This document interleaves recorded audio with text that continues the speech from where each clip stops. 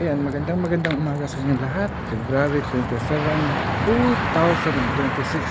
Araw na lang ang aking pananatili dito sa California. At ako'y babalik na sa Pilipinas. Pero ngayon ay last day namin dito sa Sacramento para manghilot, no? Kagabi ay napaka-successful event. Ang daming taong dumalo. Pero lalakad ako ngayon para bumili ng battery kasi hindi na gumagana yung battery ng aking pang BP monitor. Although I can check manually yung traditional method na tinuro ni Ma'am Nora, but then we need to double check na nasa ibang bansa tayo, mahirap na ako. Lakad-lakad muna tayo. Kalayo, ilang minuto lang, 2 minutes to 3 minutes walk.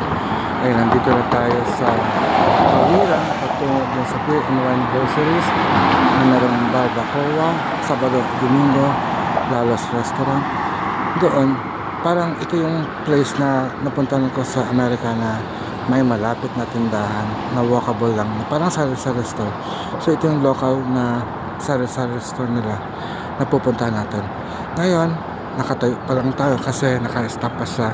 So kailangan natin sumunod sa traffic lights kasi nasa ibang bayan tayo. Hindi pwedeng tumawid ng basta-basta. Hindi ko alam. So delikado din. Baka mamaya kung ano mangyari sa atin. So better wait. So hintayin natin ang pag-grosan niya para makatawid tayo. Ayan na. At ay pinatatawid na. So tawid tayo. Ayan na. Di ba ang bilis lang? So papasok na tayo sa Beer and Wine Groceries. Paano ba? Dito na lang. Ayan, lakad tayo. Pasok tayo sa groceries. I usually don't tingnan natin kung maipapasok natin to. Pero wag na lang. No? So hanggang dito na lang. Mamaya na ulit tayo magpakita kung anong gagawin natin. Wala makalain. Nakabili na tayo ng ating kailangan. Actually, bumili ako ng Red Bull. Bumili ako ng AAA battery. Tapos mga snacks habang naglalakad. So balik na tayo. Ayan mga kalay, last day natin ng gamutan sa Sacramento at nakikita nyo yung parang naglo-loan service at inaayos yung mga Bermuda. Pero ang highlight dito ay meron na kaming waiting area. Dahil we anticipate na marami talagang papasok nila, magpapahilot, kaya naglagay kami ng announcement. Please wait here. We are currently in session. The practitioner will come out momentarily. Or you may wait in the backyard. Please use the gate to the left. Thank you for your patience. Wow, talaga naman. So talagang pinaghandaan natin ang araw na to. So nakita niyo, ito yung sofa. Pero meron siyang tada! And ito. Diba? Baka talagang pinaghandaan natin ang mga panahon natin dito. At makikita niyo, ayan. So may blue oil tayo. At ang ganda ng setup, no? So ang ganda talaga ni Darcy. Amazing. Diba? Ayan ang kwarto. Treatment room 1. So meron din tayong treatment room 2. No? Siguro tanggalin lang natin yung eyes. But just for the protection, keep eyes out here in the space.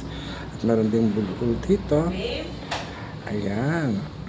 So makikita mo, even in my room, so ako ngayon ay magpa-floor lang. So ayan ang mga gamit natin. Wonderful, isn't it? Tingnan din natin yung kabilang kwarto. Is Sunny here? So Sunny is preparing now for his treatment. Naka-ano rin kami, naka-upload din. And he is nag-devotion siya, so go ahead. Tingnan naman natin yung labas. Ayan, diba? Ang ganda ng ating setup ngayon. At yung dining table ay ginawa natin parang merchandise din. So we have the panghalina oil. Ayan, mga freebies. At yung mga dala natin mula sa Pilipinas na ibabanta natin. At syempre, tinutunaw natin yung ating coconut oil kasi malamig kaya nanigas. But then we keep it warm.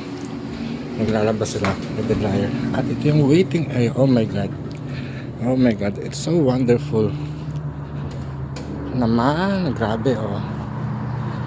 Saan ka pa, diba? So sana meron tayong magandang lugar na katulad nito. So sunbathing area, pagpag area talaga to. No, kung magpapagpag. So ayun lang. So dun sila daraan mamaya, yung back door. So ayan ang mga kalahi. Ito yung huling araw natin dito sa Sacramento, California. Then bukas we will go back to LA para sa consulate, Philippine consulate. Then after that, pupunta naman tayo sa Las Vegas, Nevada. So see you around. So yan, 1:30 na at break time na namin. And I'm going to have lunch here. So kain tayo, tara. Ayun mga kanahi, sobrang pagod natin kagabi at nakatulog tayo right after our last client na si Melanie.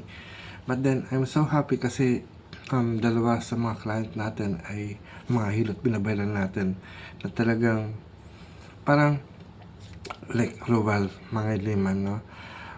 Estudyante natin siya sa Danville cohort and he promised na whenever I'm here talagang pupunta siya, magpapaservice siya sa atin at kung nandun man din siya sa Pilipinas ay kikitain niya tayo, kaya maraming salamat.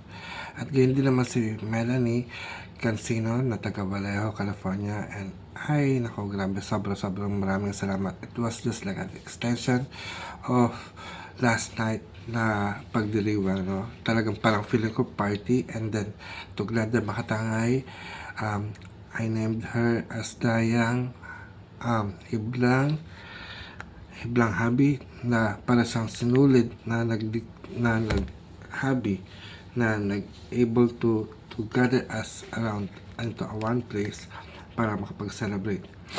So mga kalahi, ang hilot natin na pinagkaloob sa mga tao ay nakakatulong upang magkaroon ng malinaw na isipan, upang sa ganun ay magkaroon ka ng mga pagpapasya na malinaw na magdudulot sa inyo ng mabuting buhay.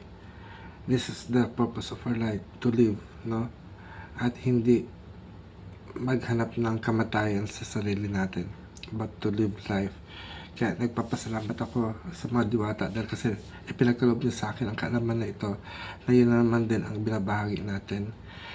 And today, bukas, sa pagsikat ng araw, ay nasa Los Angeles ulit tayo. And then we're heading to Nevada at malapit na akong bumalik dyan sa Pilipinas. So hanggang sa muli, maraming salamat. Mayari na. Pagkasatin, paalam.